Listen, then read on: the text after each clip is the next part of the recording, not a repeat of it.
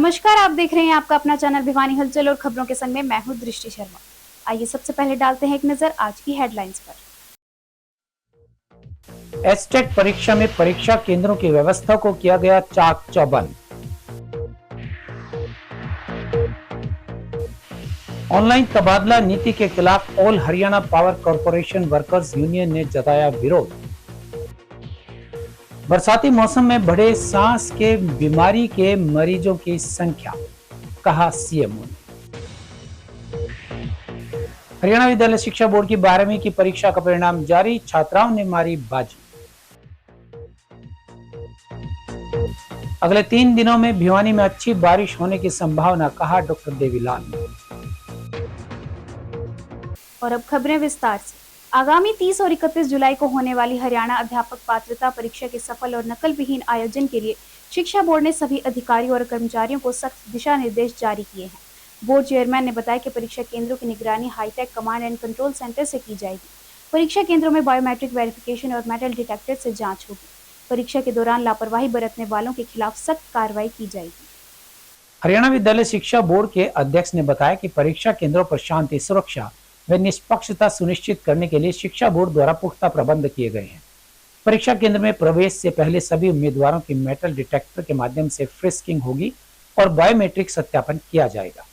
यह सुनिश्चित किया जाएगा कि उम्मीदवारों के पास किसी प्रकार के अवैध सामग्री न हो। उन्होंने आगे बताया कि किसी भी प्रकार की गड़बड़ी या असामाजिक गतिविधियों से बचने के लिए सीसीटीवी कैमरों के माध्यम से बोर्ड मुख्यालय पर स्थापित hi-tech command and control centre से परीक्षा केंद्रों की लाइव निगरानी की जाएगी, जिसके लिए आर्टिफिशियल इंटेलिजेंस यानी एआई सॉफ्टवेयर का इस्तेमाल किया जाएगा ताकि किसी भी संदिग्ध गतिविधि का तुरंत पता लगाया जा सके। परीक्षा केंद्रों के आसपास पुलिस द्वारा पूरी तरह से सुरक्षा व्यवस्था भी की जाएगी। सबसे पहले तो मैं 26 और 27 जुलाई को जो सीईटी की परीक्षा हुई है उसके लिए हमारे हरियाणा स्टाफ सिलेक्शन कमीशन के चेयरमैन माननीय श्री हिम्मत सिंह जी को बधाई देना चाहूँगा कि उन्होंने इतने सक्सेसफुल तरीके से यह सीईटी का एग्ज़ाम करवाया है, जो अपने आप में न केवल हरियाणा में बल्कि पूरे देश में चर्चा का विषय है कि इतनी शांतिपूर्वक ढंग से और इतने प्रभावशाली ढंग से ये परीक्षा हुई है, जिसमें मुख्य योगदान और मुख्य जो दिशा निर्देश हैं माननीय मुख्यमंत्री जी के इसमें रहे हैं, और जो परीक्षा के प्रति एक प्रतिबद्धता है वो हरियाणा सरकार ने पूरी तरह से इसमें सिद्ध की है। जहाँ आपका एस्टेट का है, आपने बताया 26-27 को एस्टेट की परीक्षा होनी थी, सीईटी की परीक्षा हुई है। ये कोई ख़ास ज़्यादा ऐसा विषय नहीं है, क्योंकि वहाँ परीक्षार्थियों की संख्या बहुत ज़्यादा थी और परीक्षार्थियों में पैनिक भी बहुत ज़्यादा था। मैं पहले भी ये बात बता चुका हूँ, इसलिए पहले उन्हीं को अवसर दिया गया है। दूसरी तरफ अब जो 30 और 31 जुलाई को एस्टेट की परीक्षा होने जा रही है, यह भी माननीय मुख्यमंत्री जी के दिशा निर्देश में और चीफ सेक्रेटरी महोदय के निर्देशानुसार पूरी तरह से सभी डिस्ट्रिक्ट एडमिनिस्ट्रेशन के जो अधिकारी हैं हमारे और एसपी जैसे जो पुलिस डिपार्टमेंट का जो एक अपना अहम योगदान रहता है, पूरी तरह से मुस्तैदी से इसके ऊपर कार्य चल रहा है। और हरियाणा विद्यालय शिक्षा बोर्ड की तरफ से जो पॉसिबल दिशा निर्देश हैं, जो आवश्यक सावधानियां रखने की ज़रूरत है, वो सारी दी जा चुकी हैं। और एस्टेट परीक्षा भी 30 और 31 जुलाई को बड़े शांतिपूर्वक ढंग से संपन्न होने की हमारी कोशिश है। कितने अभ्यर्थी परीक्षा केंद्रों पर बैठेंगे, कितने परीक्षा केंद्र बनाए गए हैं, किस तरह के इंतजाम रहेंगे? एक परीक्षा केंद्र पर लगभग 312 अभ्यर्थी बैठेंगे। जहाँ तक टोटल परीक्षा केंद्रों का सवाल है, हमारे पहले दिन 299 परीक्षा केंद्र, यानी जो लेवल 3 का हमारा परीक्षा होगी उसमें 299 परीक्षा केंद्र होंगे। दूसरे दिन जो लेवल 2 की हमारी परीक्षा है, टीजीटी जिसे हम कह सकते हैं, उसमें सबसे ज़्यादा परीक्षा केंद्र यानी 673 परीक्षा केंद्र उसमें होंगे। तीसरे दिन तीसरे सत्र में यानी 31 तारीख को शाम के समय जो सायंकालीन सत्र में जो परीक्षा होगी, जिसे हम लेवल 3 यानी पीआरटी प्राइमरी टीचर की जो परीक्षा हम कह सकते हैं, उसमें 280 परीक्षा केंद्र होंगे। परीक्षा केंद्र पर हमारे द्वारा जिला प्रशासन और पुलिस के सहयोग से शांति की सुरक्षा की और निष्पक्षता को सुनिश्चित करने के लिए हरियाणा विद्यालय शिक्षा बोर्ड द्वारा काफ़ी पुख्ता प्रबंध किए गए हैं। परीक्षा केंद्र में प्रवेश से पहले सभी उम्मीदवारों की मेटल डिटेक्टर से, हैंड हेल्ड मेटल डिटेक्टर से उनकी सुरक्षा की जांच की जाएगी, फ्रिस्किंग होगी और बायोमेट्रिक्स द्वारा उसका सत्यापन किया जाएगा।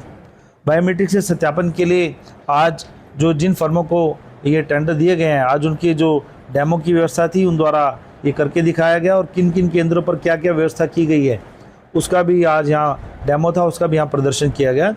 और इस बारे में सीसीटीवी के लिए भी जो आज डेमो दिखाया गया कि किस केंद्र पर कितने सीसीटीवी लगेंगे, कितने सीसीटीवी अभी इंस्टॉल कर दिए गए हैं, कल सुबह तक कितने इंस्टॉल होंगे, शाम तक ये सारी इस व्यवस्था को सुनिश्चित किया जाएगा। और उसके लिए सीसीटीवी के जो कनेक्टिविटी के लिए ऊपर एक कंट्रोल रूम स्थापित किया गया है। जो 22 जिला मुख्यालय और 2 उपमंडल स्तर के जो मुख्यालय हैं उनका एक कंट्रोल रूम स्थापित किया गया है, जिसमें लगभग 100 के आसपास हमारे मॉनिटर हैं। उन पर स्क्रीन पर हम हर एक जिला के, हर एक केंद्र के, हर एक कैमरे पर हम नज़र रख सकेंगे और उसमें किसी प्रकार की भी ऐसी गतिविधियां पाई जाएंगी तो उसको यहाँ से देखकर हम उस केंद्र पर निर्देश दे सकेंगे अपने ऑब्जर्वर को, और हमारी जो फ्लाइंग स्क्वाड्स हैं उनको निर्देश दे सकेंगे। जैसा कि अभी आपने काफ़ी अच्छा प्रश्न पूछा था कि आर्टिफिशियल इंटेलिजेंस की बात थी, तो आर्टिफिशियल इंटेलिजेंस का सहारा लेते हुए, सॉफ्टवेयर का इस्तेमाल करते हुए अगर कोई संदिग्ध गतिविधि हमें नज़र आती है तो उसका भी पता लगाया जाएगा।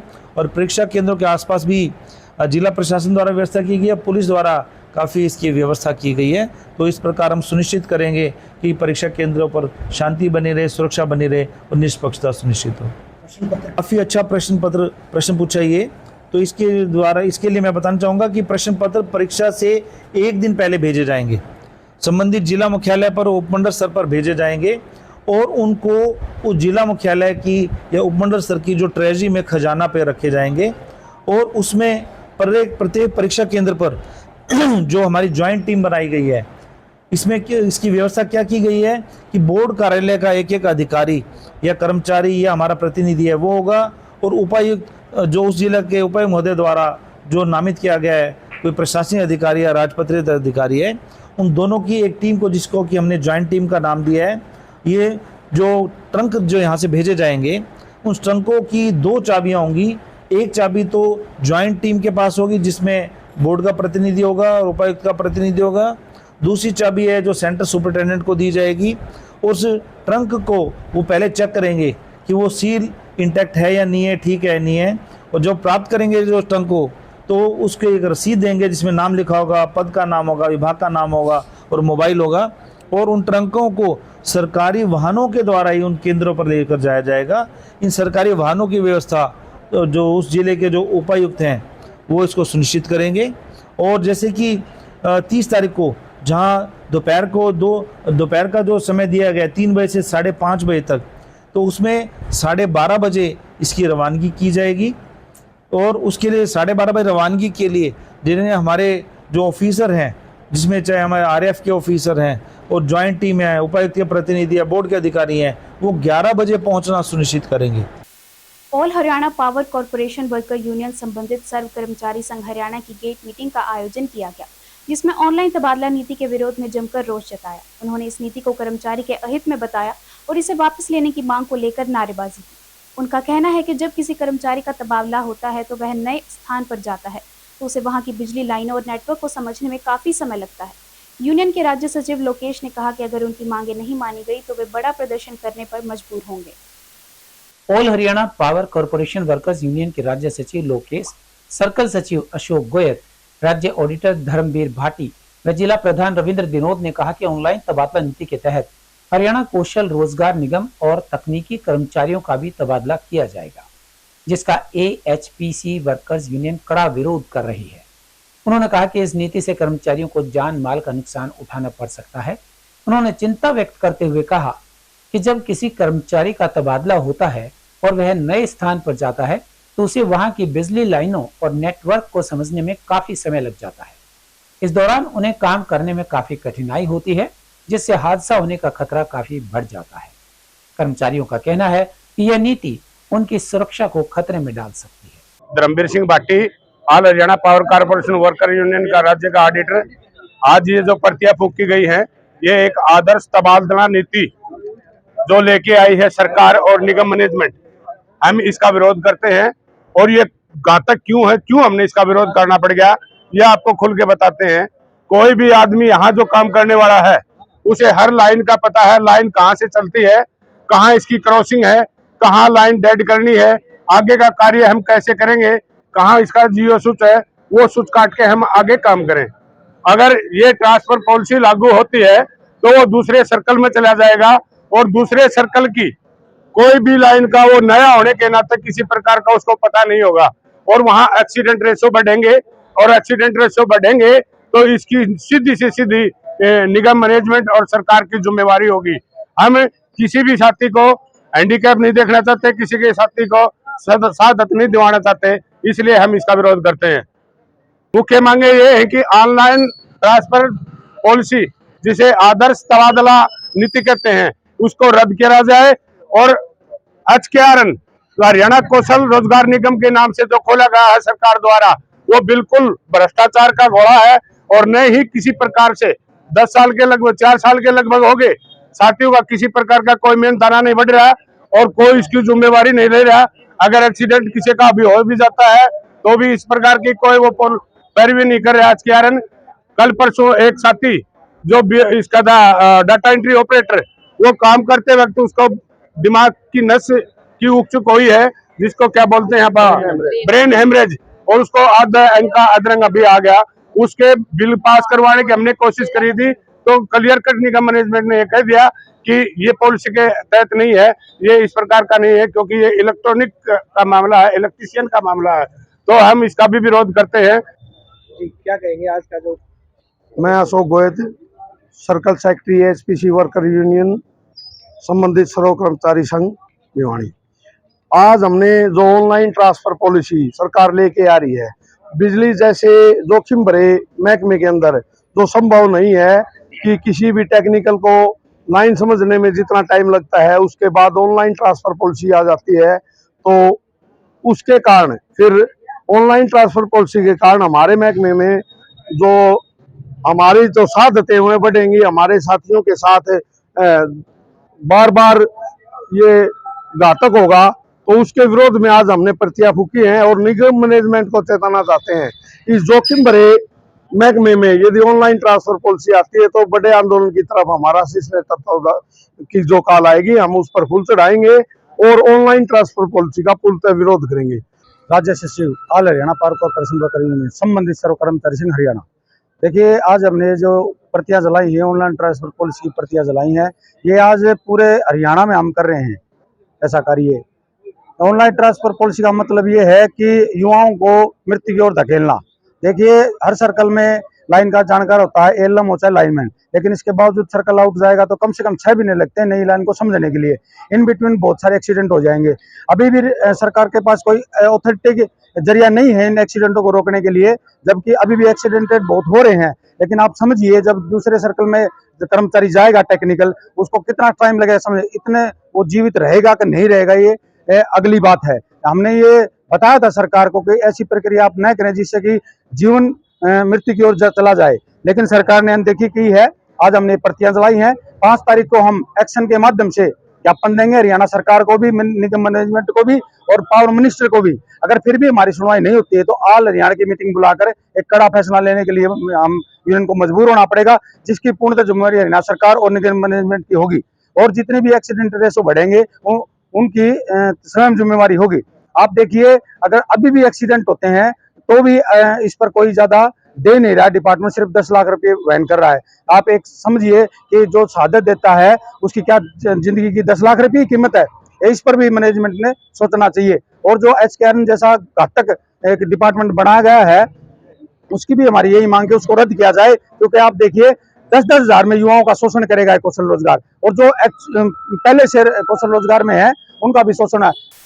बारिश होने के साथ जहां आमजन को उमस भरी गर्मी से राहत मिलती है, तो वहीं बरसात के बाद सीवरेज ओवरफ्लो, सड़क के गड्ढों में जमा पानी और गंदगी पर मक्खी मच्छर भी पनपने लगते हैं। शहर के नागरिक अस्पताल में बदलते मौसम से बढ़े मरीजों की संख्या पर CMO डॉक्टर रघुवीर शांडिल्य ने बताया कि मौसम बदलने के साथ ही सांस की बीमारी, अस्थमा, निमोनिया के केस भी सामने आते हैं। उन्होंने बताया कि कफ, एटिकेट्स, खांसते छींकते समय रुमाल का उपयोग आदि करने से हम इस पर नियंत्रण रख सकते हैं। उन्होंने सप्ताह में रविवार के दिन ड्राई डे मनाने की हिदायत दी।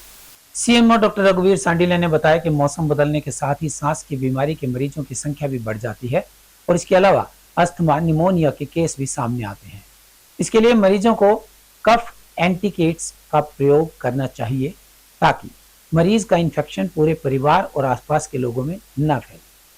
उन्होंने बताया कि कोई भी खांसी, बुखार या जुकाम का मरीज हो तो समय पर चिकित्सकीय परामर्श लें ताकि किसी भी तरह के संक्रमण होने से बचाव हो सके। बिना किसी जरूरत के एंटीबायोटिक दवाओं और स्टेरॉइड के सेवन से बचें और चिकित्सकीय परामर्श के बाद ही दवाओं का सेवन करें।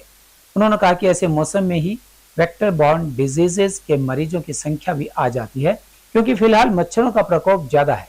इसके लिए स्वास्थ्य विभाग की एंटी लार्वा टेस्टिंग अभियान की टीम शहरी और ग्रामीण क्षेत्रों में डोर टू डोर जाकर आम जन को जागरूक कर रही है। इसमें जब मौसम चेंज होता है तो रेस्पिरेटरी की बीमारी के मरीजों की संख्या बढ़ जाती है। इसमें रेस्पिरेटरी की बीमारी के जो होते हैं जैसे asthma acute exacerbation, COPD acute exacerbation, pneumonia के केस, तो इसमें जितने भी हमें सावधानी बरतनी चाहिए, कफ एटिकेट्स का ध्यान रखना चाहिए ताकि वो इन्फेक्शन एक परिवार को पूरे के इन्वॉल्व ना करे, वो फैले नहीं। इसमें कफ एटिकेट्स ये होते हैं, खांसते और छींकते टाइम में अपना रुमाल का प्रयोग करें और दूर तक छींकते टाइम में खुले अपने नाक से और मुख से बाहर उसके फुहार ना छोड़ें। इससे हम कफ एटिकेट्स को ध्यान में रखते हुए इसको प्रिवेंट कर सकते हैं। दूसरा, अगर किसी को खांसी, जुकाम, बुखार होता है तो वो अननेसेसरली अनक्वालिफाइड डॉक्टर से ट्रीटमेंट ना ले करके क्वालिफाइड डॉक्टर से ट्रीटमेंट ले ताकि अननेसेसरली उसके एंटीबायोटिक का प्रयोग ना हो और स्टेरॉइड का प्रयोग भी ना हो। इससे जो पेशेंटों को फायदे की बजाय नुकसान हो जाता है अनक्वालिफाइड से ट्रीटमेंट लेने से। तो हमें इन बातों का बिल्कुल ध्यान रखें कि वो फैले नहीं। अगर बुखार हो जाए तो क्वालिफाइड डॉक्टर से ट्रीटमेंट ले और मिनिमम जो ज़रूरत हो तो ही एंटीबायोटिक का प्रयोग करें। जो मच्छर हैं वो वेक्टर बोर्न डिजीज़ के भी मरीजों की संख्या आ जाती है क्योंकि अभी मच्छरों का प्रकोप हो रहा है। तो हमारी जो टीमें हैं, गांव की जो टीमें 16 हैं और रूरल की जो टीमें हैं 138 हैं, वो घर घर जाती है। तो वहाँ जा कर के वो सभी पर जहाँ पर मच्छरों की जो जगह है वह चेक करते हैं और जहाँ पर लार्वा मिलता है उनको नोटिस देते हैं और सरपंच को सूचना देते हैं। उस पे जो फॉगिंग का जो कार्य है वो हमारे पंचायत विभाग को और यूएलबी को दिया हुआ है।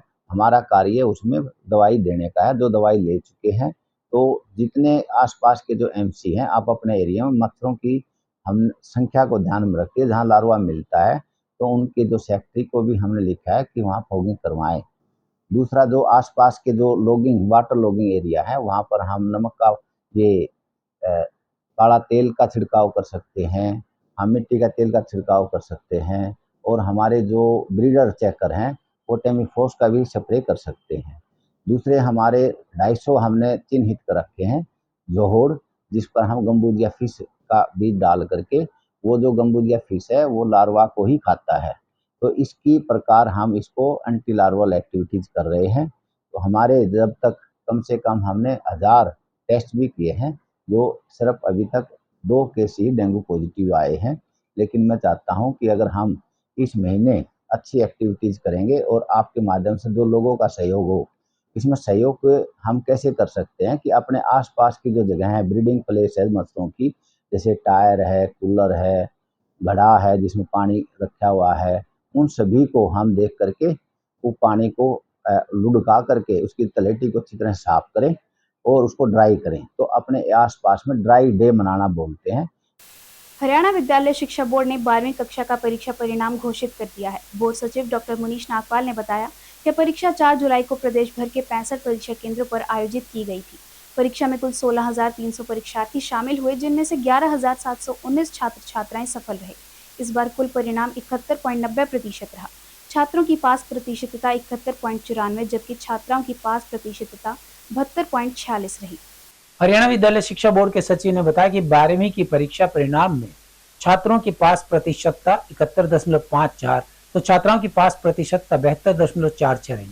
इस परीक्षा में प्रविष्ट हुए 16,300 परीक्षार्थियों में से 11,719 उत्तीर्ण हुए।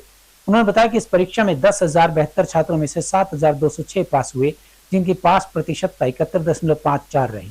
इस प्रकार 6,228 छात्रों में से 4,513 पास हुई, जिनकी पास प्रतिशतता 72.46 रही। उन्होंने बताया कि परीक्षार्थी अपनी उत्तर पुस्तिकाओं के पुनः मूल्यांकन जांच के लिए निर्धारित शुल्क सहित परिणाम घोषित होने की तिथि से 20 दिन तक पहले आवेदन कर सकते हैं। और मैं आपको यह एक सूचना देना चाहूँगा कि गत दिनों यानी जुलाई में अभी 6 जुलाई को एक दिवसीय परीक्षा आयोजित की गई थी। 4 जुलाई को एक दिवसीय परीक्षा आयोजित की गई थी, जिसमें कुल 16,300 परीक्षार्थी अपीयर हुए थे। यह परीक्षा उन विद्यार्थियों को एक स्पेशल चांस दिया गया था जिनका किसी कारणवश या तो पेपर छूट गया था या उनका कंपार्टमेंट आ गया था। क्योंकि यदि कंपार्टमेंट किसी परीक्षार्थी का आता है और वह अगली कक्षा में यदि एडमिशन नहीं ले सकता है तो उसका पूरा साल खराब हो जाता है। तो यहाँ उद्देश्य यही था कि किसी प्रकार से परीक्षार्थियों का और उन विद्यार्थियों का साल बचाया जाए। तो 16,300 परीक्षार्थियों में से 11,719 परीक्षार्थी उत्तीर्ण हुए हैं और इनमें से जो 11,719 परीक्षार्थी हैं 7,206 छात्र तथा 4,513 छात्राएं उत्तीर्ण हुई हैं। इसके साथ साथ 4,422 परीक्षार्थी ऐसे रहे हैं जिनका कंपार्टमेंट आया है और पास प्रतिशत यहाँ 71.9% रहा है, जो कि अपने आप में काफ़ी अच्छा पास प्रतिशत है। और यह जो एक हरियाणा विद्यालय शिक्षा बोर्ड ने विद्यार्थियों को स्पेशल चांस दिया था, यह वास्तव में काफ़ी उत्साहजनक भी है और उनके भविष्य को ध्यान में रखते हुए काफ़ी अच्छा कदम भी है। कृषि विज्ञान केंद्र के डॉक्टर देवीलाल ने बताया कि अगले 3 दिनों में जिले में अच्छी बरसात होने की संभावना है।